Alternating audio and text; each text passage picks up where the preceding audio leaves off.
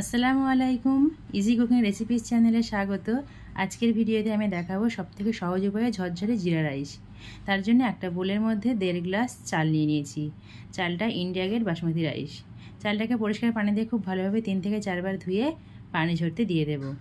তারপর একটা কড়াইয়ে 1 চামচ সাদা তেল নিয়েছি আর 1 চামচ ঘি নিয়েছি। আপনারা চাইলে সবটাই ঘিয়ে করতে পারেন।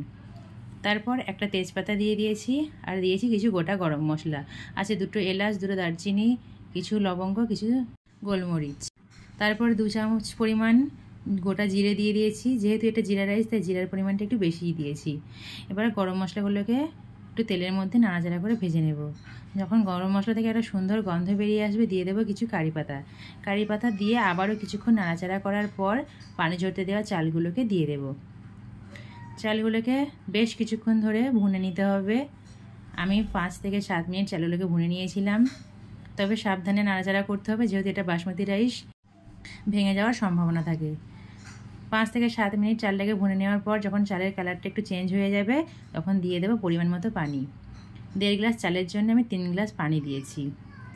পানি দেওয়া হয়ে গেলে এবার সমস্ত কিছু নাড়াচাড়া করে মিশিয়ে নিতে হবে।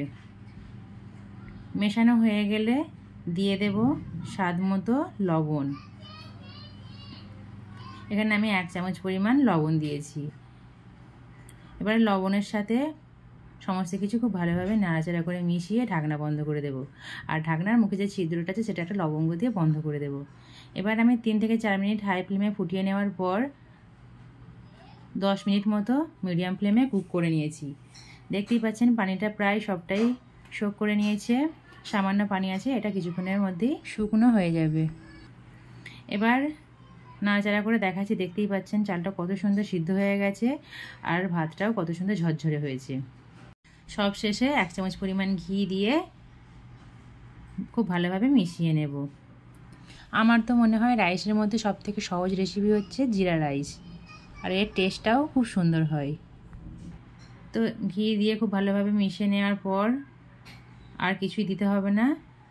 শেষে আমি সামান্য কিছু ধনেপাতা কুচি দিয়েছি। এটা আপনারা চাইলে নাও দিতে পারেন, তবে দিলে এর স্বাদটা আরও ভালো হয়। ধনেপাতা কুচি দেওয়ার পর এটাকে ঢাকনা বন্ধ করে কিছুক্ষণ রেখে দেব। রেডি হয়ে গেল আমাদের জিরা রাইস। দেখতেই পাচ্ছেন কত সুন্দর ঝরঝরে হয়েছে আর কত সহজেই বানিয়ে ফেলা যায়। এবার এটাকে ডাল ফ্রাইয়ের সাথে গরম গরম সার্ভ করুন। আর এই ডাল ফ্রাইয়ের রেসিপি আমি নেক্সট ভিডিওতে দিয়ে দেব। আশা করি আপনাদের ভালো লাগবে। তো রেসিপিটি কেমন লাগলো অবশ্যই কমেন্ট করে জানাবেন। ভালো লাগলে একটা লাইক করবেন আর আমার চ্যানেলটিকে ফলো করার অনুরোধ রইল। আল্লাহ হাফিজ।